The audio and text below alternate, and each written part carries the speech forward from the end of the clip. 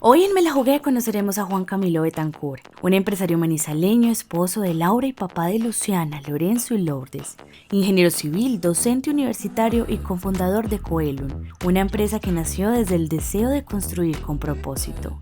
Juan Camilo es un emprendedor de corazón, un soñador que inspira desde el ejemplo y transforma desde el propósito. Una historia donde el amor, la fe y la familia se convierten en la fuerza para seguir soñando y construir lo que realmente importa.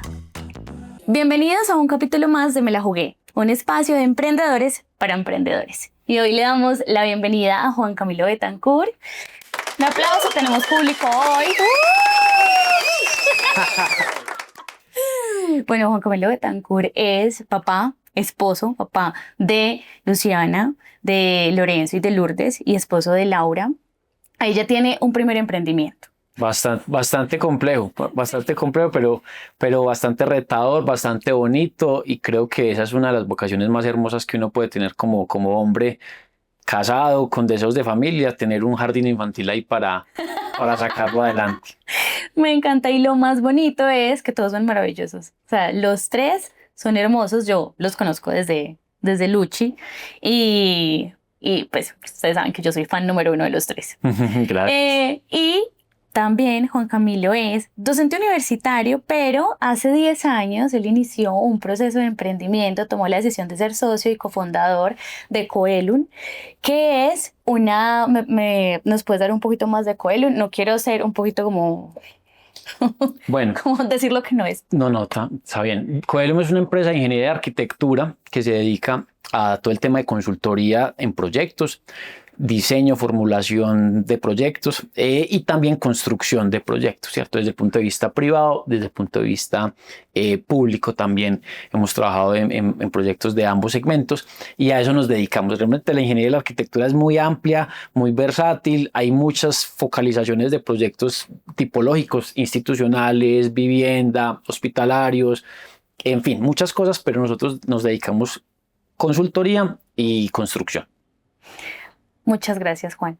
Y en ese proceso me contabas, o sea, que este próximo 8 de abril del 2026 cumplen 10 años. 10 años. 10 años. Me gustaría mucho que habláramos de cómo fue ese proceso, cómo nació ese primer emprendimiento. Digamos que tu primer emprendimiento, aparte de la familia, fue Coelum, y adicional a eso has labrado todo tu proceso.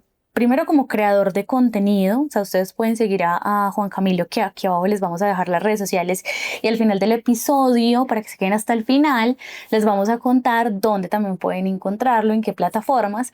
Y Juan Camilo, primero me ha gustado mucho el contenido que has creado. Gracias. Que estás en TikTok, te sigo en LinkedIn, obviamente en Instagram. Es un contenido muy enfocado al emprendedor, es docente universitario en la Universidad Nacional. Más puestos que un bus, pero ahí vamos bien. Y en este momento también estás en un proyecto de gobierno, Sí, proyecto de vivienda. Sí.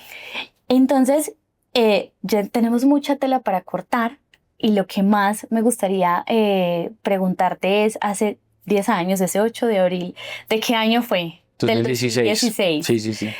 Ese 8 de abril, ese año, ese 2016-2015, ¿cuál fue el momento exacto que tú dijiste, yo me la voy a jugar por Coelum? Y adicional a eso, cuéntame el contexto, ¿dónde estabas? ¿Qué estabas haciendo? Esa pregunta va al punto correcto, vea. En esa época, 2016, junto con mi esposa, o como dicen hoy en día, mi actual esposa, nosotros ya tenemos... Manager, ya teníamos nosotros a Luciana. Luciana nació cuando yo tenía 22 años, Laura 23 años. Estamos terminando nuestra etapa universitaria, entonces digamos que eso combinó un poco terminar la carrera, pero con la responsabilidad ya, digamos, de ser papás, ¿sí? En ese momento de la historia nosotros habíamos tomado la decisión por temas laborales de irnos para Bogotá. Yo creo que uno es la consecuencia de todas las cosas, ¿cierto? Yo no creo que uno es la consecuencia de lo que estudió solamente en la universidad o la consecuencia de cuando uno ya es adulto, las decisiones que toma únicamente en esa etapa de la vida, sino que uno es la acumulación de todo. La acumulación de lo que le aporta uno el papá, lo que le aporta la mamá, lo que le aporta la familia, los abuelos, el colegio donde creció, la ciudad, el barrio, en fin, los amigos. Y yo pensando en cómo yo terminé queriendo y deseando ser emprendedor desde que terminé la universidad. Yo tuve un primer emprendimiento que eso fue una idea ahí loca, que se llamaba Altius Ingeniería, hacía consultoría en diseño estructural. Y eso lo combinaba con mi trabajo normal y trabajaba por las noches haciendo diseños estructurales. Y ahí me hacía una plática. Como ya tenía una hija, tenía que facturar más. Entonces, terminó siendo un deseo de irme para Bogotá, salió un trabajo muy interesante y me fui en su momento después con Laura y con Luciana. Y allá empezamos a hacer una vida capitalina en la cual nos iba muy bien. Yo tenía un muy buen trabajo, Laura también, y empezamos a hacer la vida típica del que viene de provincia, llega a la capital, es trabajador, echado para adelante. En Bogotá es una plaza muy bacana para la gente que viene del eje cafetero porque son trabajadores, a todos le dicen que sí, están disponibles para todo. Y empezamos a hacer una carrera muy bacana de 4 años en la cual Laura y yo empezamos a crecer laboralmente y también en salario. Y teníamos a Luciana. Es más, Luciana llegó a un punto en que ya la sacamos del jardín y la metimos al colegio, y en esa búsqueda de colegio nosotros dijimos, venga, qué bacano que este colegio sea el colegio donde arranca en pre-kinder y termine en 11. O sea, teníamos esa mentalidad ya de quedarnos allá pues todo el rato en Bogotá. Porque esa también es una decisión para toda la vida. Exacto. Por lo mismo, porque uno es la acumulación de todas las experiencias. Sí. Entonces, viéndolo desde perspectiva, nosotros queríamos irnos para Bogotá. Y finalmente el origen de mi familia es un origen de pueblo, de criar las familias a partir de fincas de café. Mis abuelos paternos, finca en Marquetalia Caldas, mis abuelos maternos en Herbeo Tolima. Entonces todas esas familias nacieron ahí de gente emprendedora, echada para adelante, campesinos, que en algún momento dijeron, vengámonos para Manizales, la capital, para que los pelados estudien en el colegio, vayan a la universidad y tengan un mejor futuro. Sí. Entonces, en ese mismo sentido, pues si mi gente me trajo a Manizales, entonces yo llevo a mi gente a Bogotá, por decir algo. Y estando en Bogotá, en unas condiciones muy buenas, llega una propuesta de mis socios en Coelho, que son 2 primos, Isabel y Juan Pablo. Venga, ¿por qué nosotros no montamos? Y eso era una idea que cocinábamos mucho en los diciembres, cocinábamos mucho. Ellos son arquitecta Isabel, Juan Pablo es ingeniero civil también. Cocinamos mucho, qué bacano hacer nuestra empresa. Pero eso siempre quedaba en pausa porque siempre teníamos una premisa muy clara. Para nosotros montar una empresa tenemos que primero conocer el rigor de ser empleados. Sí, total. Conocer el rigor de un sueldo, conocer el rigor de un jefe, de trabajar hasta tarde, de hacer cosas que quizás a uno no le gusten y formar el carácter. Entonces, bueno, pues fuimos a trabajar. Pero en ese momento, diciembre del 2015, hubo una reunión aquí en diciembre en Manizales. Justo el día de las velitas, el fin de semana del día de las velitas, nos reunimos en la finca familiar y nos sentamos y dijimos, venga, este es el momento. Sí. Este es el momento, ya estamos maduros, llevamos más o menos 5 años trabajando cada uno por su cuenta y teníamos el respaldo del papá de Juan Pablo y la mamá de Isabel, Jorge Hernán y Gloria, 2 tíos míos. Venga muchachos, arranquen, nosotros los respaldamos. Vamos como socios inversionistas, ponemos tanto, ustedes pongan el trabajo. Ay, juepucha. Entonces estaba tomando mucha forma. Entonces yo dije, Dios mío, esto tiene mucha cosa buena. Es el sueño de querer emprender, tenemos un respaldo en una inversión inicial y la condición que nos colocaban nuestros inversionistas era vénganse para Manizales. Yo en ese momento estaba en Bogotá, mi prima Isabel también estaba en Bogotá, Juan Pablo sí estaba en Manizales, pero la condición de ellos era vénganse para Manizales. Y ahí la cosa empezó como a entrar en reversa, porque yo ya tenía, como les contaba, una vida en Bogotá hace 4 años. Justo en el agosto del 2015 yo le había propuesto a Laura casarnos. Nosotros habíamos tenido una hija, habíamos priorizado ser papá y mamá de Luciana. Sí. No adelantamos el tema de casarnos porque consideramos que tomar la decisión de casarnos apresuradamente porque había llegado Luciana era una equivocación como pareja. Maduramos la idea de, venga, en realidad sí queremos estar para siempre juntos como pareja, como esposo y esposa, y en ese agosto nos habíamos comprometido. Nosotros ya teníamos una fecha de boda el 10 de abril del 2016 y eso llegó en diciembre del 2015. Entonces yo decía, Dios mío, ¿qué va a pasar? tenemos este tema ahí presente, la boda, también una boda, pues por más cosas o poquitas o muchas que uno haga, pues hay una inversión, hay un gasto. Total. Nosotros no teníamos carro en ese tiempo y en diciembre habíamos comprado un carro. Entonces era como un montón de situaciones de decir, ¿qué hago? ¿Qué hago? ¿Qué hago? ¿Qué hago? Y ya, entonces yo me vine, nos regresamos para Manizales después de ese fin de semana de las velitas y empezamos Laura y yo a conversar el tema. Venga, ¿qué hacemos? ¿Qué hacemos? La vida es de decisiones, pero ¿qué hacemos? ¿Cómo vamos a organizar ese tema de devolvernos para Manizales a una empresa? ¿Y cuándo? Nosotros tenemos la boda ahorita en abril. ¿Cuándo sería eso? Entonces empezó pues un tema muy desde el pensar, del reflexionar qué era lo mejor para hacer. Y nosotros tenemos mucho que perder porque finalmente emprender es un riesgo, emprender es arrancar desde cero. Sí. Nosotros en Bogotá no vivíamos como multimillonarios, pero no nos iba mal. Nosotros conocimos la parte linda de la capital. Yo creo que uno vive en cualquier ciudad del mundo bien si uno tiene buenos ingresos, uno puede ir a comer rico a restaurantes, puede ir a pasear, puede ir a un centro comercial y antojarse algo y se lo compra, puede venir con frecuencia a visitar a sus papás a Manizales. Si uno tiene esas condiciones, vive bien en Medellín, en Cali, en Bogotá, en Barranquilla, en Cúcuta, sí, donde sea. Pero está la otra faceta. Si uno fuera a Bogotá a tirar bus, a caminar, a trabajar por un pago bajito, pues uno dice, qué bueno venirme para Manizales y yo me regreso y listo. Entonces teníamos esas condiciones buenas y en el interior de nuestro corazón con mi esposa decíamos algo y lo teníamos muy claro. Nosotros podemos seguir creciendo en Bogotá, puedes tener mejor recursos, mejor dinero, pero si nos quedamos aquí en Bogotá, la familia se va a quedar como está. Ok. O sea, solamente con Luciana. Luciana en ese momento tenía 4 años. Por las logísticas, porque ella salía de vacaciones del colegio y entonces mi mamá tenía que ir a Bogotá, o la mamá de Laura tenía que ir a Bogotá, o nosotros teníamos que traer a Luciana para que se quedara aquí un mes con ellos, para que la cuidaran y nosotros quedarnos en Bogotá. Entonces nosotros dijimos, un bebé aquí, al cuidado de otra persona, de un tercero, si con Luciana nos da tanto enredo tenerla a ella para cuidarla, un segundo hijo va a ser muy complejo con la dinámica como tal de lo que es vivir en Bogotá. Entonces ahí nos empezó como el bichito de decir, venga, sí, si ustedes quieren crecer su familia, la mejor opción es dar ese retorno a Manizales. Eso por un lado. Y lo segundo era que nuestros socios, mis tíos, ellos nos dijeron, venga, nosotros toda la vida hemos estado en Manizales. Los contactos nuestros son en Manizales. Las puertas que les podemos abrir son en Manizales. Si ustedes quieren hacer esto, vénganse para acá para que nosotros, por lo menos en nuestra red de contactos, yo los pueda llevar a todas las partes que yo conozco. Activarla.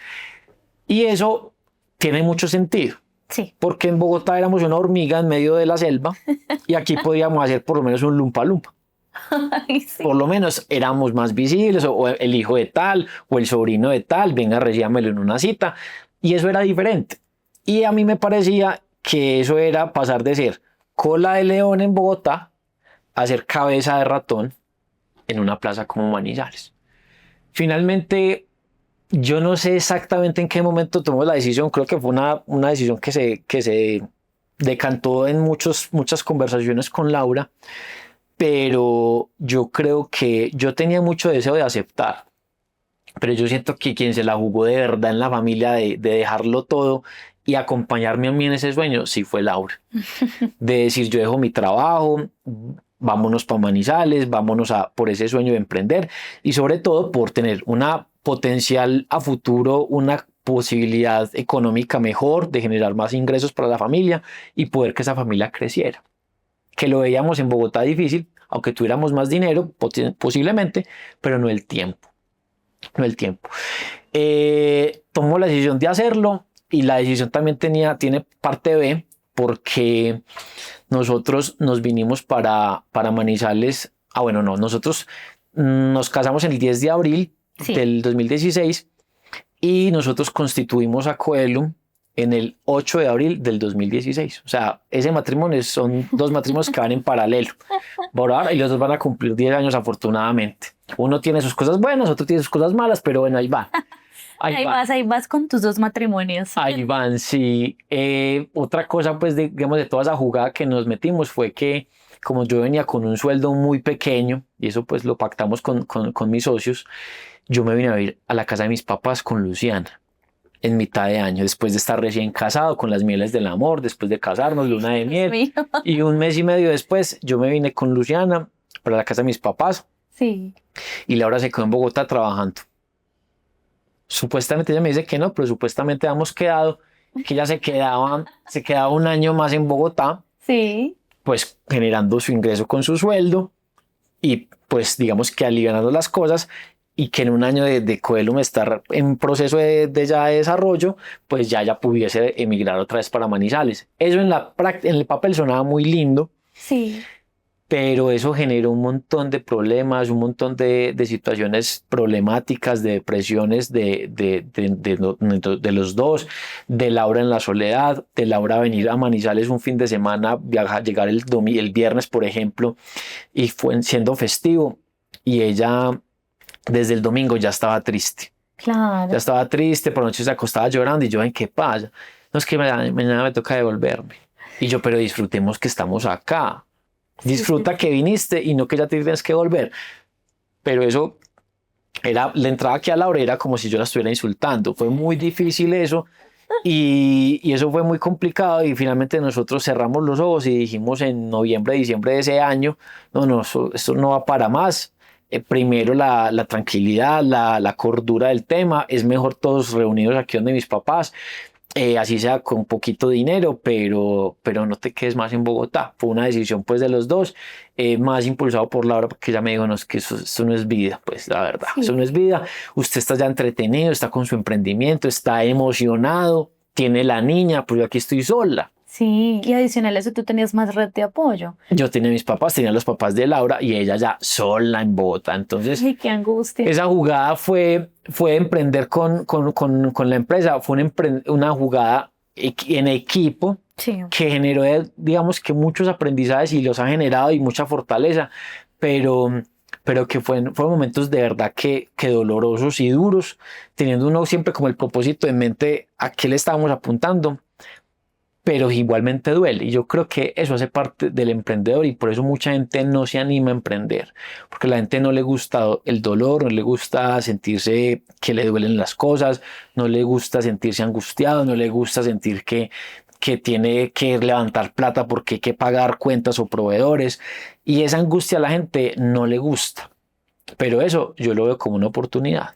Sí. Porque entre menos gente emprenda, pues por lo menos uno tiene más capacidad de seguir haciendo mercado. Pero bueno, eso es otra historia. La oferta sigue aumentando. Exacto. Y en realidad el proceso de emprender, yo siento que hoy en día, por eso también un poquito me la jugué nace con el propósito, que bueno, todos ustedes los que nos escuchan, de pronto ya lo saben, y es ser plataforma para que tu historia y la de muchos emprendedores se conozca. Pero adicional a eso también, nace porque teníamos conversaciones con amigos, teníamos conversaciones con personas que emprendían o con personas que no, donde romantizaban mucho el emprender. Claro, nos veían a nosotros dos muchachos, durmiendo hasta tarde, pero no sabían que esa dormida hasta tarde es porque nos acostamos a las 5 de la mañana trabajando. Y adicional a eso, veían que, no sé, por ejemplo, nosotros empezamos, también el proceso de empezar a abrir fue un proceso de no tener un presupuesto, entonces buscar préstamos fue muy difícil. Pero empezaron los clientes a ver que ya no teníamos una luz, sino dos luces. Ya no teníamos una cámara, sino dos cámaras. Entonces ellos decían, no, a ellos les va súper bien. Y empezaron a romantizar el emprendimiento. Y en realidad a nosotros éramos muy constantes, pero todo lo que nosotros hemos conseguido ha sido porque tuvimos como un ángel, va a ser aquí una mención a Silvio, que Silvio fue una persona súper importante, que él tenía una cantidad de equipos y nos los empezó a vender y nos los vendió a crédito. O sea, él empezó a decir como, ¿cuánto usted me lo puede pagar? Ya. Y también muchas personas llegaron así a nuestra vida. Pero claro, entonces veían a Valen, entonces yo soy muy estructurada y yo no podía dejar que Juli se fuera sin un uniforme a una sesión de fotos. Entonces ya todo el mundo decía, no, es que esto les está yendo muy bien. Y en realidad también es contar que verdaderamente hay un proceso detrás, hay muchas trasnochadas, hay mucho trabajo espiritual y hay mucho trabajo mental porque es muy solitario el proceso. Y al mismo tiempo, bueno, en este caso el emprender con socios, cuando yo conozco un emprendedor que es muy, muy solitario, cuando ve red de emprendedores les genera demasiada felicidad porque están muy solos. O sea, tu día a día es muy solo. Pero nosotros también como emprendimos como sociedad, pues nos teníamos el uno al otro. Y tú en este caso anclaste a tu familia ese proceso paralelamente. Sí. Y bueno, pues es una pregunta muy redundante y ya sabemos que Laura ha sido muy importante para ti en todo este proceso. ¿Cómo tomaron todas las personas alrededor? De pronto Luchi tenía 4 años, pero ¿cómo fue ese proceso de entender por parte de tu familia cómo lo tomó? ¿Cómo dijeron ellos cómo se van a devolver? ¿O dijeron sí, vénganse que acá los estamos esperando? Oye, No, ese lado familiarmente, por parte de mi familia, de mis papás y de mi entorno, porque mis primos son del lado mío. Ajá. Sí, por lado, pues es ese lado.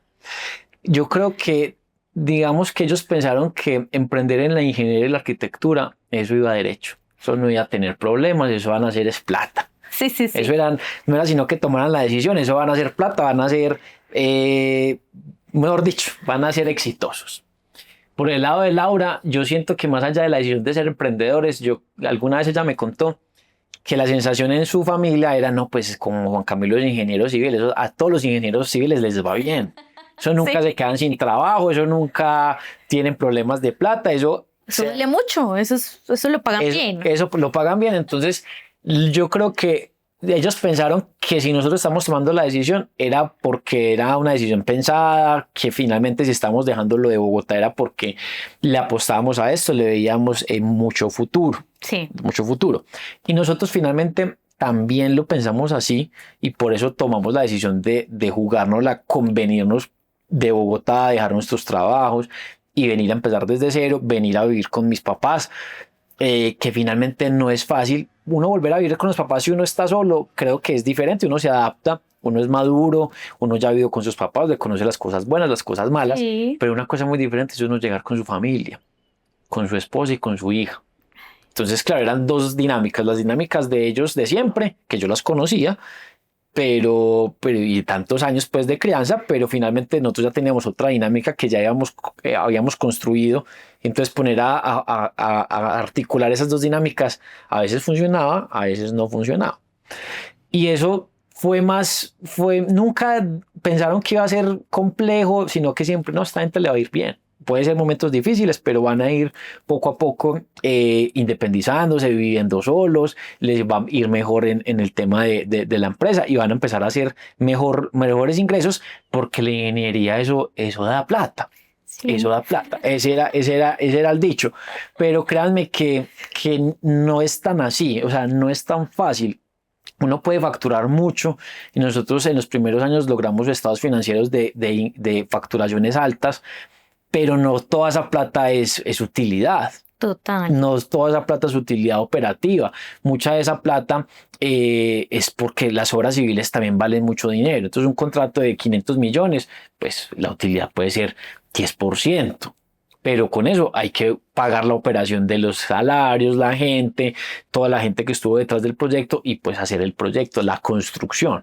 Y eso a veces uno no lo entiende y finalmente yo no he encontrado, y eso pues, mejor dicho, ninguna universidad en el mundo le va a uno enseñar a crear una empresa.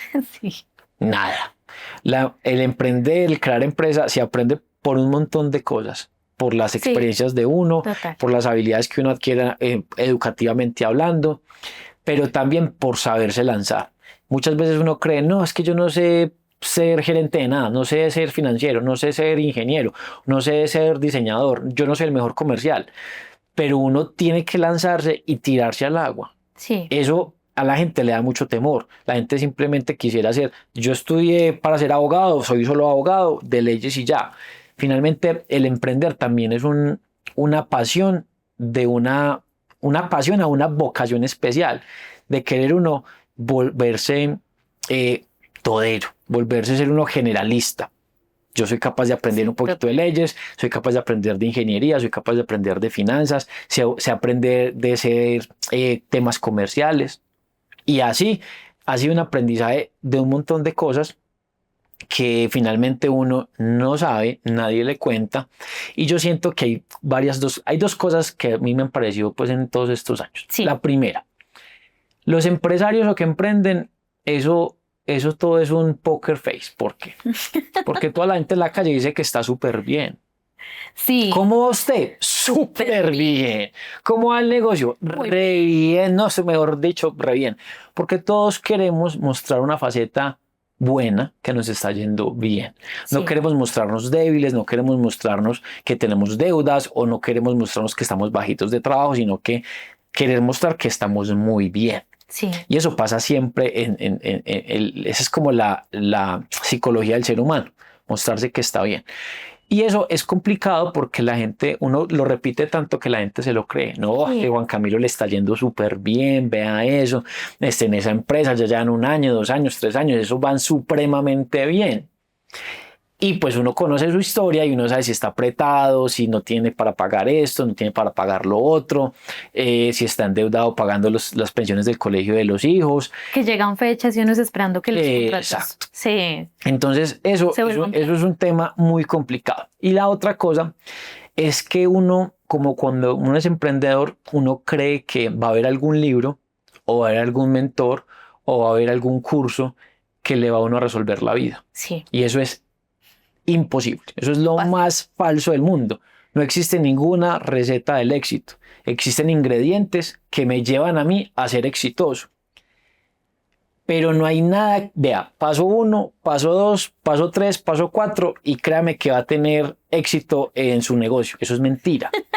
Sí. Uno tiene que tener la capacidad de aprender de todos esos ingredientes. Venga, este mentor me dijo esto, vi esto de esta persona, este referente hace esto y yo tengo que empezar a hacer mi salpicón con los ingredientes que a mí me gustan y empezar a validar hasta que el salpicón me quede rico, que el salpicón se venda, que yo salga a venderlo y la gente me lo compre. Eso es una cosa muy complicada y que uno como emprendedor, uno quisiera salir a buscar la respuesta a todo. Y la respuesta a todo no se encuentra. No se encuentra. Y eso normalmente pasa. ¿Tú crees que normalmente hay muchas corrientes en el proceso de empresa? O sea, hay muchas personas que te pueden decir, o hay muchas, digamos que figuras en el mundo de las empresas grandes, pero uno muchas veces cree que el éxito, por ejemplo, fue tener un músculo financiero. Muchas veces sí, porque vas a tener como una sensación de, no vas a tener tanta angustia a la hora de que lleguen las deudas mes a mes y esperar pues a que la crispeta explote. Pero muchas veces nosotros nos creemos o confiamos plenamente en esa figura o en esa línea de negocio y llega un punto donde ciegamente crees en ella hasta que verdaderamente te duele hacer un cambio, una reestructuración. Y a nosotros el proceso del emprender nos ha enseñado la necesidad de estar en reestructuración constantemente, en identificar, porque bueno, dentro de lo que hacemos, dentro del proceso del marketing, pues ya es un mundo muy dinámico. Sí. O sea, ya está cambiando todo el tiempo. Y a la hora de nosotros comercializar cualquier servicio, por ejemplo, tú que estás en el mood de creador de contenido, que me encanta, ya saben, síganlo. En ese proceso de crear contenido, también todo el tiempo tú, al ver contenido y a empezar a analizar lo que hacen los demás, hay un momento donde tú quieres hacer lo que hacen los demás. Hay un momento donde tú quieres hacer todas las tendencias. Hay un momento donde tú quieres tener los mismos micrófonos que tiene el influencer. Y en realidad, ese proceso de crear contenido primero es muy difícil y cuando te das cuenta de que que cambia, de que es que varía muchísimo y cuando haces tu video y lo haces muy bonito y te quedó muy bien y te llegaron 5 likes, ahí dices, pues pucha, pero yo hice todo lo que esta persona hace. Porque a mí no me funcionó. Exacto, y hay una frustración más grande. Entonces, por ende, es muy importante que sean muy conscientes de que no solamente ese influencer que yo sigo, que nos pasa mucho de que hay gente que llega, quiero crear contenido. Y yo soy como, sí, y lo quiero así. Y me muestran el referente. Llego... pero es que hay unos pasos antes, pues no es que vayas a tener la misma cuenta. Y ahí es donde las personas se les, digamos que es como un clic, pero también es una frustración muy grande porque dicen, es muy difícil, no lo voy a lograr y no va a ser igual que esta persona.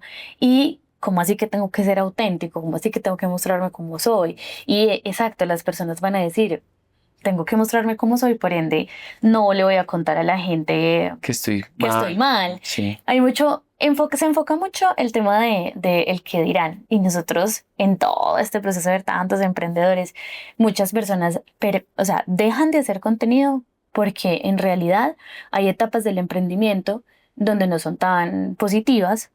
Sigues trabajando de pronto sin motivación, sigues trabajando por un proyecto más grande, hay una meta, pero digamos que la motivación se perdió, entonces a cámara no puedes sonreír, a cámara no puedes ser la persona súper positiva, entonces dejan de hacer contenido porque no quieren mostrarse así. Ujú. Sí, eso yo siento que hay varias cosas. Primero, uno idealiza mucho esos referentes.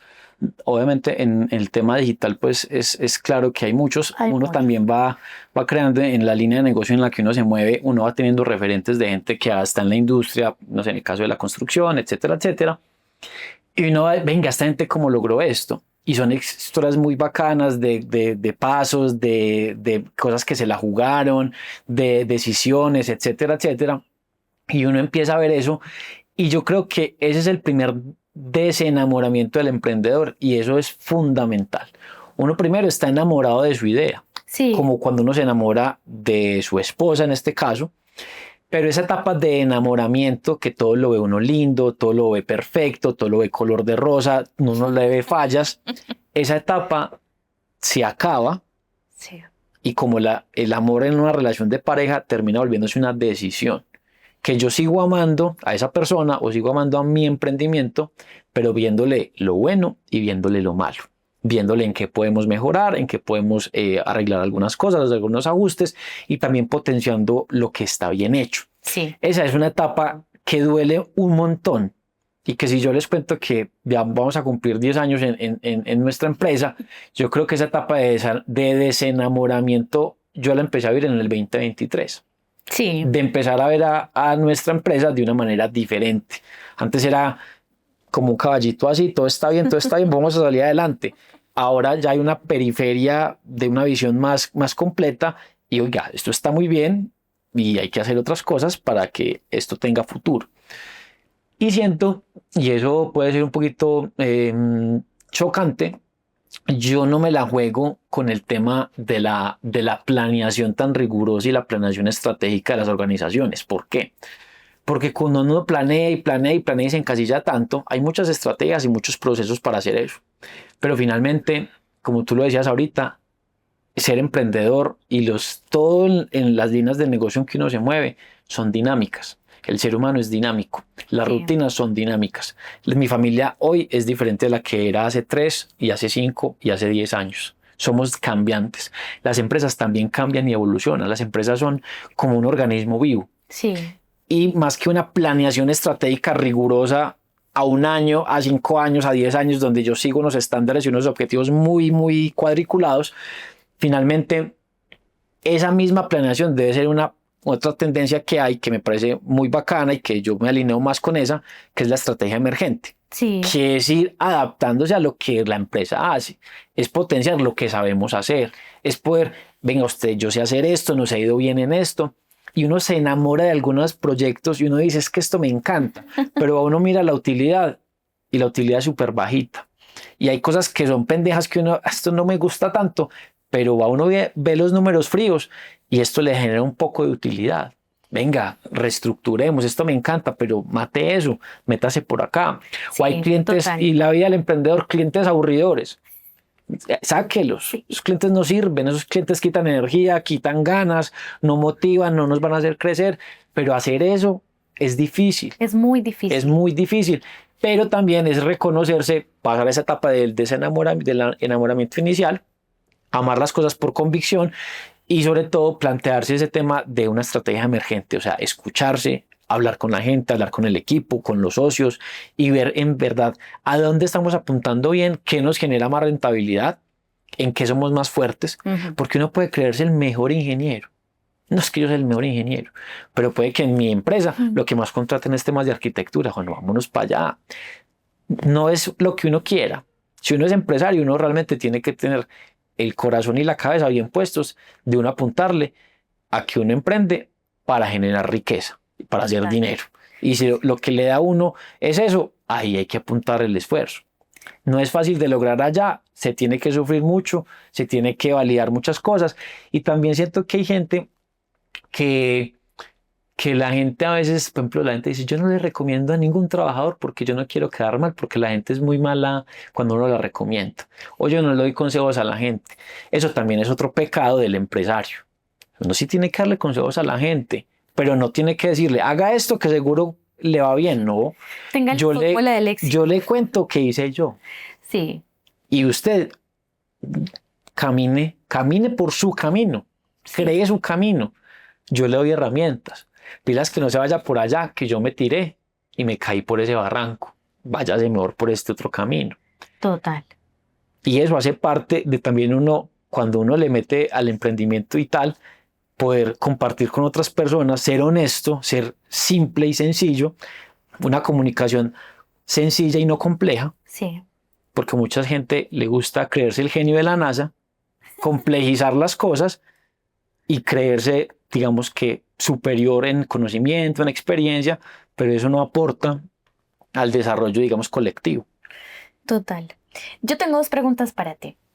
De lo que me contabas hace un momento, de lo que nos contaba hace un momento, el cliente, o cuando te identificas, cuando dices hay clientes mamones, ¿cómo es el gremio de la construcción, de la ingeniería, de la arquitectura acá en Manizales? ¿Cómo sentiste el inicio de tu empresa en la ciudad y cómo lo hice en el 2016 y ahora en el 2025, proyectándonos al 2026? Vean, los clientes, yo creo que más que Manizales, yo creo que el cliente colombiano, latinoamericano, tiene idiosincrasia similar y muy parecida. Sí. Yo creo que al uno no tener una formación comercial, sino técnica, el enfrentarse a cualquier cliente es todo una novedad. Hay clientes que les gusta que uno hable, clientes que no les gusta que uno hable tanto. Y eso es otro reto del emprendedor cuando uno viene desde el punto de vista técnico. Que uno, venga, le hablo mucho, le explico muy a detalle las cosas o soy más sencillo en la exposición. Yo siento que uno tiene mucho rechazo o le duele mucho cuando le dicen a uno que no. Sí. Cuando uno entrega una propuesta y uno es enamorado, no, es que está perfecto este precio es perfecto. Y uno recibe no. Y eso no es de Manizales, eso no es de ningún cliente. Es que uno, como no está acostumbrado a la vida comercial, uno no está acostumbrado a ese rechazo. Eso es otra etapa que uno tiene que vivir, sufrir y también entender que después de 10 no, uno se va a preparar para que al 11 sea un sí. Sea un sí y no lo estés esperando con tanta expectativa, Sí, sino más bien como... Exacto. Está bien, gracias. Y por ejemplo, uno entender también que uno para cerrar un negocio tiene que hacer 10 cotizaciones o 20 o 50, dependiendo del negocio donde uno esté. Y no pretender en ese enamoramiento, no, yo mando esa propuesta, es que yo soy tan bueno que me tiene que decir que sí. Ay, si uno pasa por ese momento. Uno pasa por ese momento y uno valora mucho su trabajo y también entrar en contacto con el mercado, entender la oferta y la demanda. Sí. Es que yo puedo creer que este servicio vale... Estos diseños que yo voy a entregar valen 50 millones, pero mentiras que en el mercado hay 3 o 4 personas, quizás muy competentes, iguales de buenas a uno, que lo hacen por 35. ¿A quién van a contratar? A esas personas. Ah, no, yo no me voy a bajar de precio porque es que yo soy muy bueno. Gracias, siga intentándolo. El trabajo lo va a hacer la otra persona. Yo creo que ese momento, más allá de que los clientes sean difíciles o no, es uno entender la vida comercial. Sí. Eso es fundamental y a veces... Cuando uno viene de diferentes sectores, hay gente que lo entiende y hay gente que eso lo frustra de una manera absoluta. Creo que el superar ese momento le da a uno como una bocanada de aire para seguir adelante. Y eso hemos hecho. Y en lo personal, yo no estaba acostumbrado a ese tema comercial, a ese tema de interactuar con gente, que me dijeran que sí, que me dijeran que no. Y eso fue un proceso lindo por los aprendizajes, pero en el día a día sentir que lo rechacen a uno es muy maluco. Es como cuando uno, yo ya hace mucho tiempo no tengo novia, solamente estoy casado con Laura y ya, no tengo novia. Pero yo me acuerdo que cuando uno buscaba novia y todo eso, pues uno quisiera que todas las conquistas que uno pretendía tener, que todas le dijeran que sí, ¿cierto? Pero pues uno, hay Claro. unas que sí y hay otras que no. Y la vida le va mostrando a uno cómo ser empresario. Cuando uno estaba de galán, uno tenía que galanear con 10 para que 2 por lo menos le hicieran ojitos. Sí. Uno decía, ay, aquí hay posibilidades. Y entonces la vida también, la vida es, el empresario es la vida misma. Uno es una sola persona en todas las partes donde se desenvuelve. Entonces, ese tipo de cosas de la humanidad se desenvuelven en el tema comercial. O sea, siguen siendo humanos vendiéndole a otros humanos un producto o un servicio. Exacto, lo que nos decías ahorita detrás de cámaras, que el que es mal jefe es mala persona. Así es, así es, así es. Eso me parece totalmente cierto. Y no es que este jefe es muy bueno, este empresario es excelente, pero tiene una vida supremamente desordenada, tiene hijos y nunca los ve, se ha casado 4 o 5 veces. Yo digo, esas personas, algo debe tener no tan bueno. Sí. Algo debe tener no tan bueno. Y si las bases no están bien, entonces No, imagínate, el trabajo normalmente en una empresa sí puede ser como el 100%, bueno, no el 100%, pero digamos que muchas personas sí viven por su trabajo, pero las otras que no viven por su trabajo y identifican que son malos, o sea, se identifican que son malos jefes. Imagínate, tú eres como lo menos en lo que está pensando esa persona en tratarte bien. sí, claro. Eso es un tema muy, muy complejo, pero yo me acuerdo de una historia muy bacana de un cliente y yo creo que yo lo hice de malo, pero no era un malo consciente. Imagínense que nosotros, yo les conté que nosotros somos 3 socios, 2 ingenieros y un arquitecto. Resulta, y no voy a decir nombres pues ni nada porque de pronto esto lo ve mucha gente y se dan cuenta quién es el cliente. Hubo una persona, una clínica estética aquí en Manizales que nos contactó Sí. y nos dijo que quería hacer una remodelación en su sede, era una casa, una remodelación pues muy grande, así unos espacios no sé qué, para spa, bueno, era un montón de cosas muy bacanas. Y en ese momento, no me acuerdo porque nuestra socia arquitecta estaba fuera de la ciudad o estaba en vacaciones, no sé, no estaba. Ujú. Y nos había contactado el cliente que fuéramos. Hicimos el recorrido de toda la casa y nos dijo, no, yo estoy ya tengo tanta plata, yo quiero hacer esta remodelación.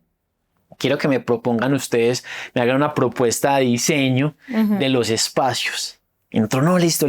Estamos empezando, era yo creo que el primer año. Listo, de una, no, este negocio, no hagámoslo, Nos fuimos para la oficina y yo, pues, y se usa AutoCAD, que es un programa pues que usa la parte de diseño, pues que para hacer planos y tal. Sí. Entonces yo le dije a mi socio, yo no hagamos esos planos nosotros. Este cliente está en caliente. Hagámosle una propuesta de planos de distribución de espacios. Hagámoslo, yo lo sé hacer. Nos sentamos y empezamos a hacer los planos en AutoCAD, creyéndonos pues arquitectos, pero para no perder el cliente que estaba pues muy, muy, muy caliente. Nosotros demoramos como 2 días haciendo esos planos y fuimos, los llamamos impresos. Y fuimos donde el cliente, no, listo, esta es la propuesta, nosotros tenemos este espacio así, tan, en el segundo piso esto, en el tercer piso lo otro, perfecto. Ay, no, me gusta mucho, ¿sabes? Y esa persona tenía como la pareja del cliente, la señora, pues tenía una pareja que ese día estuvo con nosotros en la cita. Y ella muy motivada, pero la pareja de esa persona, como más seria. Y nosotros, tan raro, nosotros no nos ganamos a la señora, que es la clienta, que es la dueña de este negocio, pero el esposo, la pareja, el novio, yo no sé, como que no está como tan ganado, pues no lo sentíamos tan ganado, tan raro este señor. Bueno, listo. No, si quieren ustedes nos pueden dejar estos planos para poderlo analizar bien, tomar la decisión, y nosotros de inocentes, nosotros no, claro que sí, de una, no, entreguémosle al cliente porque este negocio va a salir. Listo. Eso fue un jueves, por decir algo. Nosotros vimos el fin de semana, listo, el lunes, el martes, no, ¿qué pasará con la cliente? Llamémosla. La llamamos, no nos contestaba. No, que está ocupada, listo, no. La llamamos al otro día, nada. le mandamos un mensajito, nada. Y una semana después, o sea, pasó una semana completa y a la siguiente semana mi socio pasó por ahí en el carro y me dijo, no se imagina qué pasó. Y yo, están haciendo obras allá en esa casa. Ya están haciendo cosas, vi que estaban sacando basura y nos robaron el diseño. Ay, no. Y nosotros, no puede ser la gente porque es tan mala. Con nuestros planos, con nuestros diseños de ingenieros, pues ya se imaginan el tipo de distribución de espejos tan mala, pero le hicieron con nuestros diseños. Entonces nosotros decíamos, venga, la gente, ¿por qué es así? Y nos dio duro, a mí me dio duro, venga, yo me maté 2 días sin ser arquitecto, intentando distribuir esto. La gente, ¿por qué es tan mala? La gente, ¿por qué es tan mala? Eso seguramente fue ese novio, esa señora que dijo, se la quiso tirar de malicia indígena y nos tumbó. Entonces, todos esos tipos de experiencias son dolorosas, uno se da golpes de pecho y no es que uno trae con mala intención, yo creo que uno tiene que traer siempre con pureza de intención, pero no ser inocente. Eso es otro aprendizaje del emprendedor, que uno es muy inocente, uno es como un niño chiquito que va por la vida y cree que todo el mundo es bueno. No, uno tiene que ser bueno, pero en el mundo hay gente buena y hay gente mala. Y eso uno tiene que, el cuero duro tiene que estar desde el principio, porque hay gente que quiere sacar ventaja, que quiere pagarle uno poquito así o quitarle los planos. Bueno, me gradué ese día de arquitecto, porque hice esos planos, pero no los robaron. Ay, no, y eso va a quedar para la historia de nuestra empresa, va a quedar para siempre, para siempre, para siempre. Pero el cliente, digamos que a la final, esa es la idiosincrasia de nuestra, querer sacar ventaja de las cosas. El emprendedor tiene que saber que ese es el mundo donde vive y no ser inocente. Y el proceso de la inocencia también se vive. O sea, tú vas a escuchar muchas historias de, así como las de nosotros, a nosotros también nos pasó algo así con un cliente, o sea, confiamos ciegamente y después de que tú le entregas todo, o sea, todo el contenido de la persona, le produjimos un montón de cosas y se lo entregamos y el señor, ya. Desaparecido, no nos pagó. No les va a pagar. Sí. Y después de que nos dice eso, yo decía, ¿con qué? O sea, ¿con qué? O sea, ni se le levantaba la vena en la frente, o sea, nada, no tenía pena, nada. Yo decía, ¿cómo nos dice eso? Porque también decía, es que me decía a mí, es que ustedes son muy descarados por lo que cobran. Entonces yo decía, pucha, yo no lo obligué a que nos contratara. Usted tuvo una propuesta, realizó la propuesta y después de la propuesta dijo, sí, yo quiero esto, esto y esto. Y después decía, o sea, incoherencias totales. Y eso pasa, y eso pasa, y eso. Y yo me sentía tan triste. Yo le decía, Juli, como que sentía que nos habían robado así, pero que como que yo entregué todo para el robo. Sí, exacto. No, así, esa está como la historia que les acabo de contar, no, tal cual. Eso uno se siente pues como uno ultrajado en su dignidad, pero eso hace parte de crecer como empresario, eso es cierto. Lo más importante es que conozcan esas experiencias porque uno se forma y si de pronto vives ese proceso, lo más importante es tener como la metodología que establezcas en el proceso de venta, tener contratos, tener acuerdos, documentos, todo eso permite que a la hora de la verdad sigas teniendo tu inocencia, pero un respaldo. Sí, tal cual. Y hay muchas personas que con contrato y con todo, no les importa. Sí, también funciona de esa manera. Yo también siento que ese tema de poderse uno aconsejar, digamos que entre empresarios, hacer una red buena de consejos, de que la gente entienda pues que no tiene que ser inocente y todo. Yo siento que parte desde la misma formación que nosotros tenemos, los que tienen la oportunidad de pasar por la universidad. ¿Por qué lo digo? Sí. Porque yo recuerdo que cuando yo estudiaba en la universidad, si alguno de mis ex compañeros de la universidad lo está viendo, no se le vaya a tomar a mal. En la universidad, lastimosamente, hay gente que es demasiado egoísta. Y hay gente que cree que el conocimiento es de esas personas. Entonces no ayuda, no comparte la información o no le explica a uno un ejercicio, hablando pues en el tema de mi carrera que es la ingeniería, porque creen que si todos sobresalen va a ser mal. Sí. Porque quieren ser los únicos que les vaya bien. Quieren ser los únicos que resalten dentro de un salón de clases o sobre una materia o con algún profesor. Y ese egoísmo a mí siempre me ha parecido totalmente triste, absoluto. Y eso es lo que se refleja en la vida profesional. Entonces, por eso, más allá que también los emprendedores, quizás porque tienen esos dolores compartidos, uno se ayuda. Pero cuando va uno a otras partes, uno encuentra tratos que la gente no le gusta ayudarse. Porque la gente, si usted, yo prefiero que a usted no, a ninguno nos vaya bien, que juntos trabajar para que nos vaya a todos bien. Y ese tema sí que es maluco y sí que es complicado porque termina siendo unas rivalidades que creemos que, que yo tengo que resaltar, pero en detrimento de los demás. Y eso mata mucho la red de empresarios. Siento también que en Manizales eso ha cambiado mucho. Sí. La gente quiere apoyarse, quiere echarse la mano para abrirse puertas unos con los otros, pero también tiene que uno quitarse esa máscara y uno también mostrarse genuinamente como es y no decir, sí, todo está bien, en mi negocio todo está bien. No, yo también tengo dolores, tengo aciertos, tengo días de éxito o negocios de éxito y mostrarnos de forma natural, como somos seres humanos, logra ese tipo de cosas. Pero eso yo lo veo mucho también en el tema, siendo ahorita profesor en la universidad, que uno ve lo que yo vi hace 10 o 15 años atrás, lo veo con algunos estudiantes en clase. Gente que, no, yo hago mis cosas, pero obviamente hay estudiantes que son muy vagos, que quieren que les regalen todo. No, a esos no hay que prestarles nada.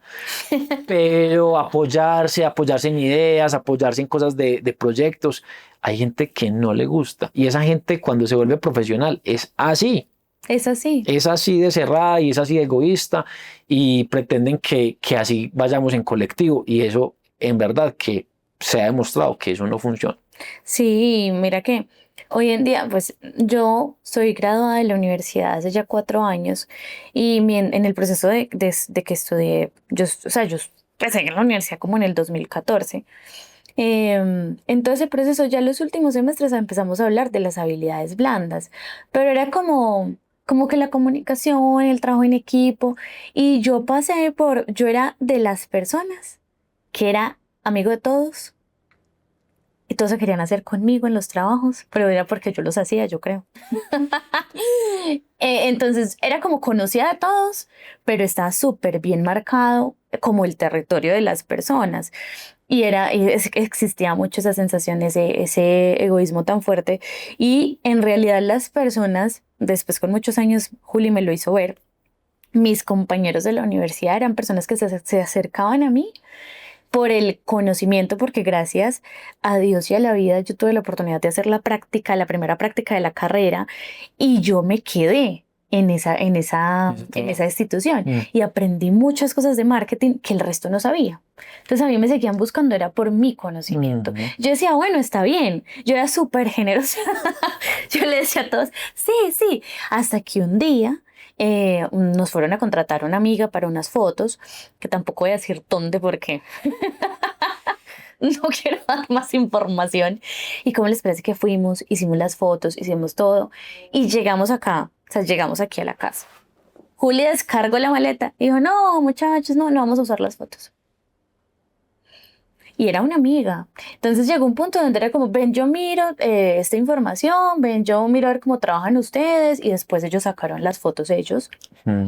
Y eso es muy común, pero son normalmente personas que en el proceso universitario fueron estudiantes muy egoístas, que si de pronto tenían o sea, si yo no lo vi, después con el paso de los años y entender y yo ya hacer una introspectiva, yo sí, claro, eran severas personas egoístas. Sí, claro. Sí. Y se vive mucho eso. Juan, ¿qué es lo que tú dices? Pucha, esto es lo más difícil que he vivido en el emprender y nadie me lo contó. ¿Qué es lo más duro del emprender? Yo creo que encontrar motivación cuando las cosas no van bien. Cuando las cosas no van bien en la empresa, cuando se tienen dificultades de caja, cuando a veces se tiene que dejar uno de pagar un sueldo un mes, cuando digamos que se viene como la tormenta en ciertos momentos, eso es muy duro y uno no encuentra motivación, ¿cierto? y uno entiende, le llegan unos fantasmas de, venga, ¿por qué tomé esta decisión? Si hubiera estado en otra parte, si estuviera de empleado, no tendría este problema o no tendría esta deuda. Yo creo que eso es una de las cosas más complejas, encontrar motivación cuando las cosas no van bien. Y ser empresario significa uno vivir en esa incertidumbre. Hay que amar esa incertidumbre. Sí. No dejarse amedrentar por momentos de tormenta, por momentos de oscuridad, sino en esa misma dinámica de estrategia emergente, buscarle siempre el cambio, buscarle siempre la alternativa a cómo voltear la situación. Y en ese aspecto funciona mucho emprender en equipo.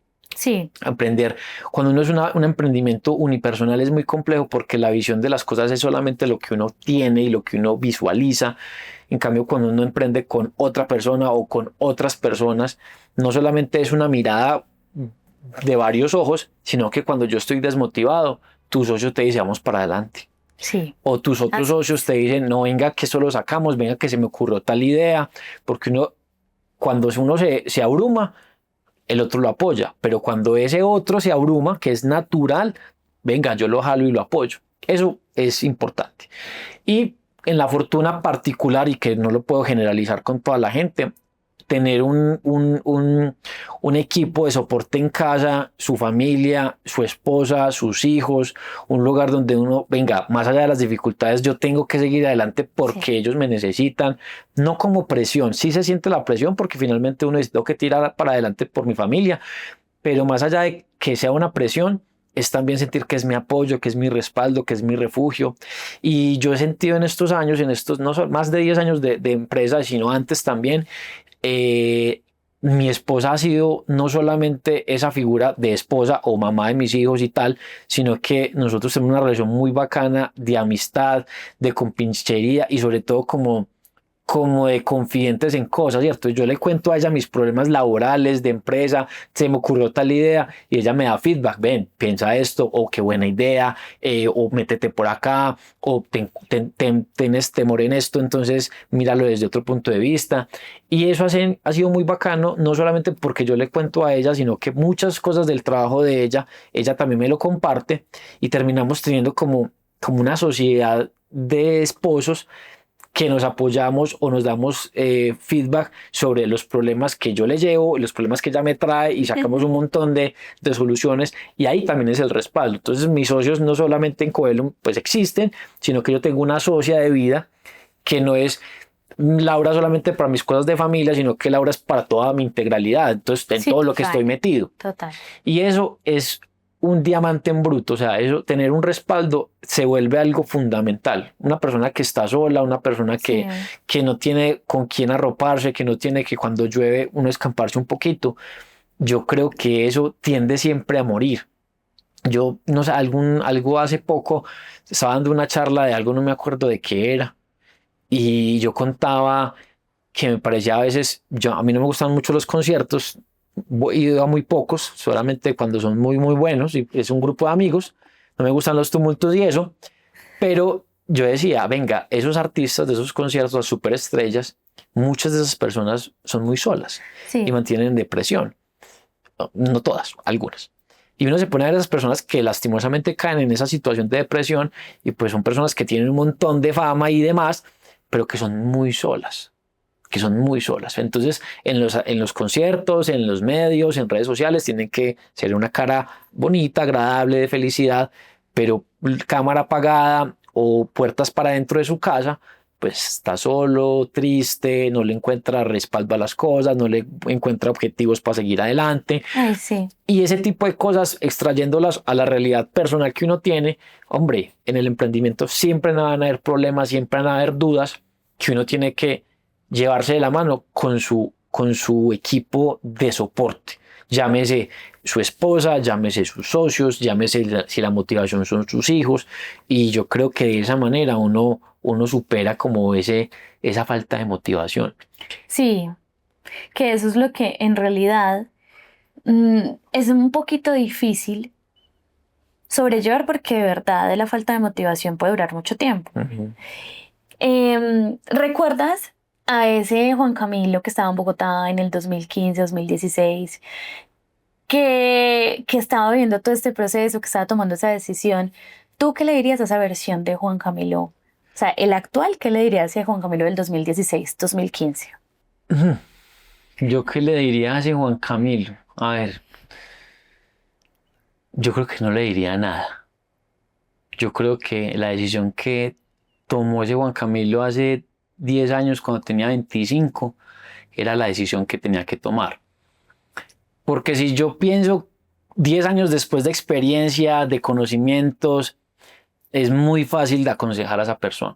Hay un dicho que el historiador le queda muy fácil contar las cosas, Sí. porque ya conoce lo que pasó. Pero al profeta, que es el que visualiza el futuro, le queda muy difícil siempre pronosticar qué va a ocurrir. Yo a ese Juan Camilo de hace 10 años le digo que le hizo lo que tenía que hacer. ¿Por qué? Porque no hubiera podido disfrutar en estos 10 años a su familia, a sus papás, no había podido tener un crecimiento familiar con Laura, no había podido llegar Lorenzo a nuestra casa, Lourdes a nuestra casa. Siento que la vida bogotana y esa vorágine que teníamos de trabajos podían alterar lo que era nuestro matrimonio, y 10 años después puede que no existiera ese matrimonio. Entonces, yo no le diría absolutamente nada. Antes le agradecería de haber sido valiente, de cerrar los ojos, de meter su vida en unas maletas, de dejar su vida y sus sueños bogotanos de empleado por siempre, y darle las gracias porque hoy estamos acá. Eso le diría. Ah, me encanta. Me parece que primero pues fue una decisión, como tú dices, muy valiente y aquí estás en Me la jugué, Así es. contando tu historia y dándole a todas las personas que están ahí detrás la oportunidad de que tomen esa decisión de emprender o que también digan, de pronto yo no tengo No tengo el esa. callito para para ese camino.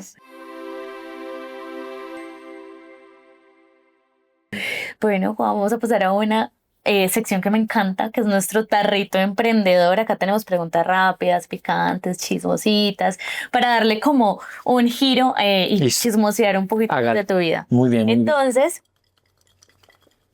¿todas son al azar? Vamos a ver qué nos sale. Ay, bien, no espere. Una. A ver. ¿Qué serie o película refleja tu vida de emprendedor? Ay, no sé. Yo siento que ¿qué serie o película refleja la vida de emprendedor? No me gustaría hacer, pues, solamente en lo bueno. Una serie que nos gusta mucho, pues una serie de películas con Laura desde hace mucho tiempo. O sea, realmente estamos ya tarde, hace muchos años que no la volvemos a ver, que es la serie del Padrino. Sí. No porque el padrino sea malo y porque sea mafioso, sino porque en esa faceta, digamos, del padrino, primero que siempre anteponía su familia era Sí. primero, todo gira en torno a su familia, o sea, cómo está su familia, más allá de que saquemos sus negocios no lícitos como mafioso, pero digamos que ese valor de la familia, brutal. Y lo segundo, a mí sí me seduce mucho ese tema como de ser esa fuente de consulta, esa fuente que la gente se acerca, pide ayuda, pide apoyo, pide consejo, pide, y digamos que como son muchas cosas y que no se malentienda, pero digamos que como ese entramado de las familias italianas en lo que muestra la película era: yo te doy trabajo, pero porque vienes recomendado Ajá. por esa persona. O sea, poder hacer esos nexos y ese networking es totalmente vital para la vida. Es que es más, en igualdad de condiciones, dos ingenieros buenos, dos economistas buenos, gana el que se comunica mejor, gana el que tiene mejor red de contactos, gana el que comunica mejor las ideas con más transparencia, con más soltura. Así estemos en igualdad de condiciones. Entonces, por eso se me vino a la mente esa serie del Padrino, pues no por lo del mafioso, porque no lo soy, pero esa faceta familiar y de siempre de recomendaciones familiares y de gente, creo que podría ser esa serie o película preferida. Venga. Sabes que yo nunca me la he visto, me la voy a ver. No, tiene que vérsela, eso es, bueno, Sí. es muy bueno. Me la voy a ver con esa intención de ver cómo es su relación con la familia y cómo de pronto lo ven como una figura de toma de decisiones importantes. Bueno, Juan, en esta sección, el invitado anterior te dejó una pregunta sorpresa. Bueno, vamos a ver cómo sale ¿Sí? ¿Estás preparado? de una. ¿Cómo logras equilibrar tus diferentes roles? Emprendedor, docente, papá, esposo, amigo, sin perder de vista tu propósito de vida. Vea, empecemos por el final de la pregunta. Mi propósito de vida, y eso es una cosa que en los últimos meses he como tallado mucho, y es una frase que dice así. Para mí mi propósito de vida es inspirar desde el ejemplo y transformar desde el propósito. O sea, todo lo que yo hago intento inspirar desde el ejemplo que yo doy y transformar las cosas por un propósito claro y definido, que es hacer las cosas bien. Bien. Eso para mí ha sido como un faro en los últimos meses. No es que yo diga aquí mentiras, no es que hace tiempos yo pienso en eso, no, eso es mentira. Es dinámico todo lo que uno va pensando. Sí. Eso en los últimos meses. ¿Cómo yo hago para darle la vuelta a todas las cosas que hago? Yo desde que estaba en la universidad siempre hago muchas cosas, muchas cosas. Estudio, estoy en temas de voluntariado un montón de tiempo. Y yo tengo una cosa que denomino la teoría del 8. Y la teoría del 8 es intentar siempre ser equilibrado en todas esas facetas, familiares, trabajar, ser profesor, hacer deporte, sacarle tiempo a mi familia, todo eso. Y más que ser 10 en 3 o 4 cosas y desatender las otras, es intentar siempre ser en una escala de 1 a 10, 8 en todas. Ser sobresaliente en todas, esforzarme por ser bueno en 8 en todas esas facetas. Si yo quisiera ser el mejor atleta, el mejor nadador, el mejor que monta bicicleta, me tengo que dedicar día y noche a solamente hacer eso para ser 10. Pero yo no quiero eso. Yo quiero salir a hacer bicicleta, correr y ser lo mejor posible. Entonces ser 8. Que en el trabajo, ser 8. En la familia, ser 8. Con los amigos, ser 8. Entonces a eso yo denomino la teoría del 8. El balance. Si yo le dedico mucho más tiempo a ciertas cosas, voy a desatenderlas. Las otras. El mundo es finito, tenemos 24 horas, tenemos 7 días, todas las personas. Entonces yo no puedo pretender tener tiempo libre en exceso, pero no aprender, no tener 2 o 3 trabajos, no tener un emprendimiento o no tener un nuevo emprendimiento mañana. Exacto. Se trata de ser balanceado y saber soltar. A mí me gustaría hacer una media maratón en 1 hora y 20, 1 hora y 10, como lo hace gente muy top que yo conozco. Pero yo sé que mis limitaciones, me tocaría entrenar, dedicarme solamente a entrenar. A eso. Entonces, pues me conformo con 1 hora 40. Y ese es como el balance. No es fácil y requiere dedicación, esfuerzo, compromiso, estructura, pero también eso es propio de uno. Mi mentalidad es de mantener siempre muy ocupado. Cuando me ven por ahí muy solo en la casa sin hacer muchas cosas, es porque estoy pensando algo que voy a empezar a inventar. Y es una idea que me voy a inventar. Y que la tienes ahí. Y que o sea, yo creo que mi cabeza nunca para. Eso es algo muy particular. Así sea un domingo en la tarde en la casa, yo estoy pensando algo. Sea de trabajo, sea de un negocio, sea de cualquier cosa, sea de crear contenido. Entonces también eso es una característica que tiene la gente de querer meterse a muchas cosas. Algunas les funciona bien, algunos no tanto.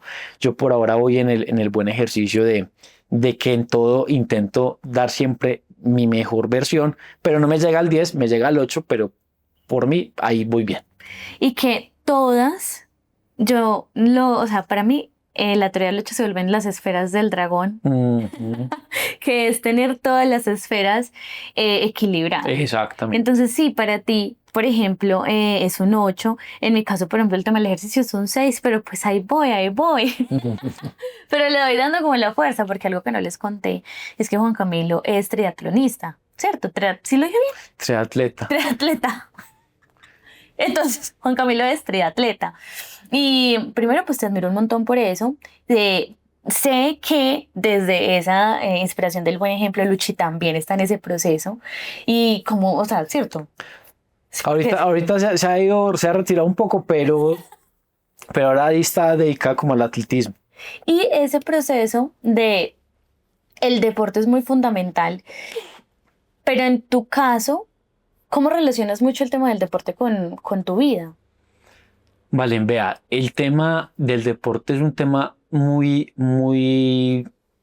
profundo, no solamente desde el que uno le vaya bien o que se gane unas medallas o que quede primero, es gente que es muy buena, pero yo creo que el tema de la responsabilidad de uno crear hábitos que sean marcados, eso es lo que da el deporte. O sea, crear estructuras de repetición, de saber que si yo no entreno, no mejoro, que yo tener el hábito de ir, de entrenar, de esforzarme, de llevar el cuerpo un poquito cada vez un pasito más adelante, de que me duela un poquito, que amanezca cansado, pero me esfuerzo otro poquito más.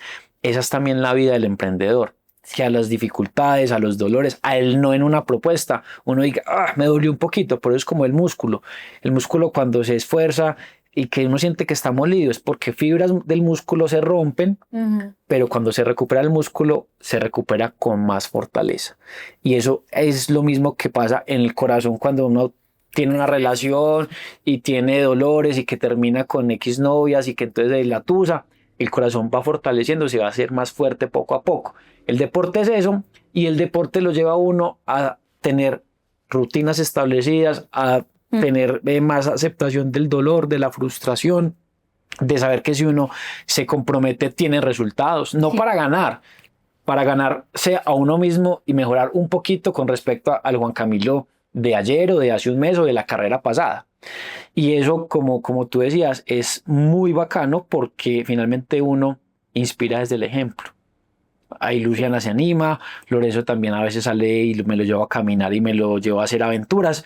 Y ese tema inspira, individualmente inspira a la gente que pereza eso, que tanta cosa. Son haters que le tiran ahí porque la gente no lo hace.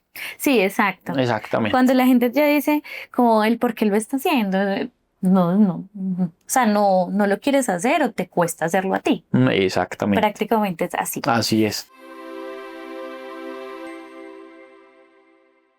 Ya en esta quinta sección, ¿qué te gustaría a ti preguntarnos a nosotros como Abril Creativa? Abril Creativa, vea. Si ustedes, digamos que yo entiendo pues que eso es una empresa pues que hacen todo el contenido digital, marketing, etcétera, etcétera. ¿Ustedes qué ofrecen o qué le ofrecen a los clientes de diferencial, de valor agregado, cuando hay tanta oferta de lo que ustedes ofrecen? Sí.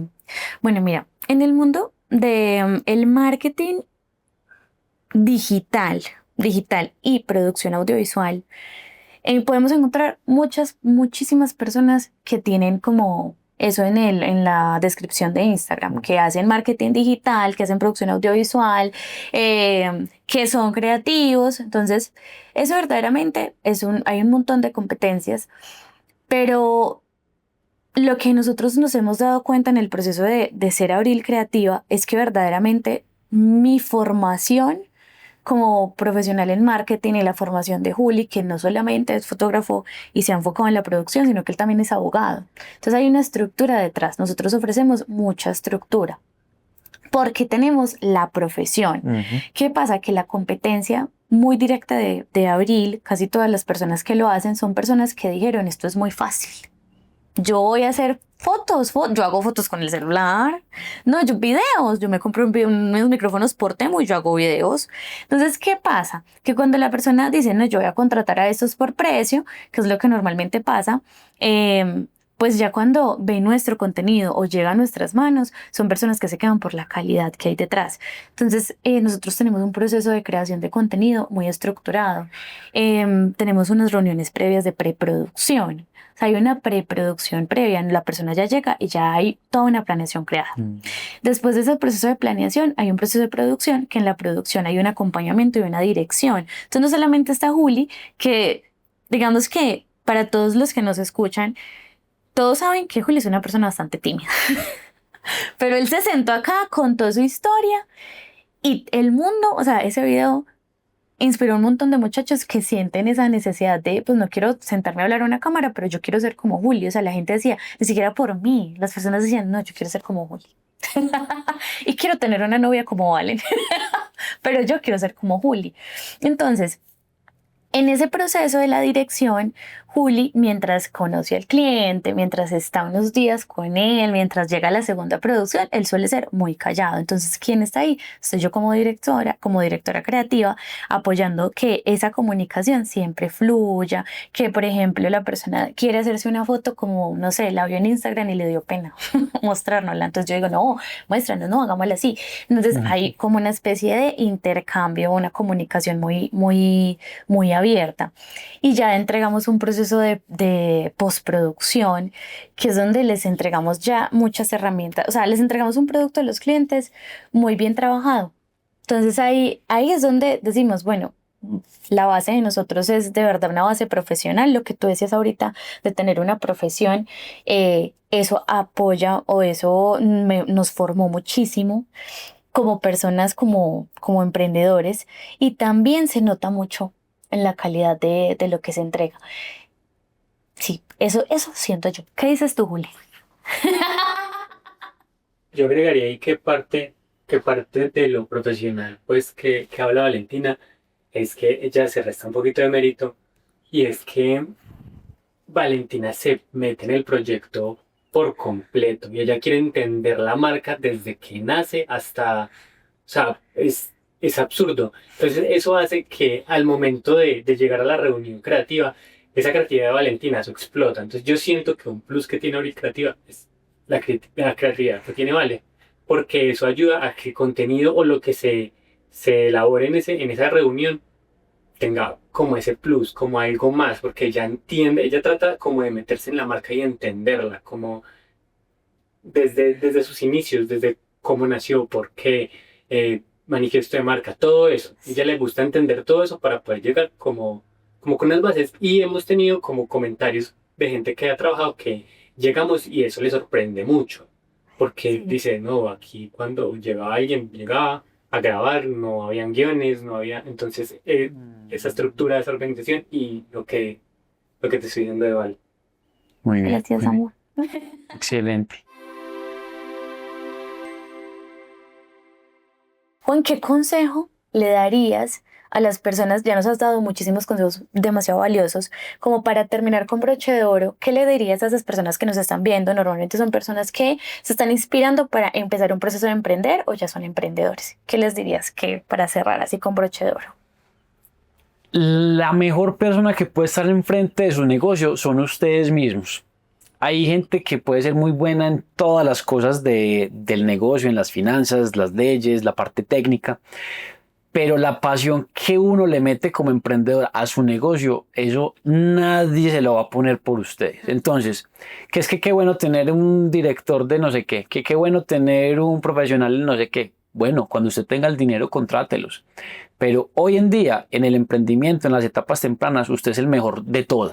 Es el mejor gerente, es el mejor financiero, es el mejor comunicador, es el mejor vendedor. Y ese tema hay que meterse eso en la película y no ver lo que me falta por tener o lo que quisiera tener, sino también saber reconocerme mis habilidades, creerme el cuento y tener en cuenta algo muy importante. Lo más clave que uno puede tener es trabajar en la comunicación. En igualdad de condiciones, gana el que se comunique mejor. Juan, ¿y en qué plataformas podemos encontrarte? Quiero decirles que él es un creador de contenido estrella. Da muchos consejos. Ese tema es un tema de hace un año que me empezó a dar vueltas. Tengo contenido en LinkedIn, ahí me pueden buscar Juan Camilo Betancur Aristizábal. En Instagram estoy como JC Betancourt y en TikTok también como JC Betancourt A. Ahí que hablo de historias, de emprendimiento, hablo de gerencia de proyectos, a partir de las experiencias que me pasan a mí como ingeniero. Obviamente si no les gusta mucho ese tema, pues se van a aburrir un poco, pero intento hacerlo de un lenguaje no tan sofisticado, sino un lenguaje sencillo, claro, que le pueda servir a la generalidad del tema de gestión de proyectos. Si me quieren seguir, adelante. Siempre hay algo bueno que contar y ahí vamos creciendo poco a poco. Si tienen alguna pregunta que le quieran dejar a Juan Camilo, recuerden comentarnos, él va a estar súper pendiente de poder darles respuesta a todas esas dudas que nacen en el proceso de emprender. Muchísimas gracias por venir, Juan, estamos No, muy... a ustedes por esta idea tan chévere de Me la jugué. Creo que este es un punto clave en el emprendimiento. El momento que uno decide jugársela marca un antes y un después en la vida de cualquier emprendedor. Ay, muchas gracias y nosotros estamos muy agradecidos de tenerte aquí porque sabemos que tienes mucha tela para cortar en este mundo del emprendimiento y también para enseñar. Muchas gracias a todos por vernos. Recuerden suscribirse, darle like, comentar y compartir para que todas las personas conozcan la historia de Juan Camilo. Gracias. Bye.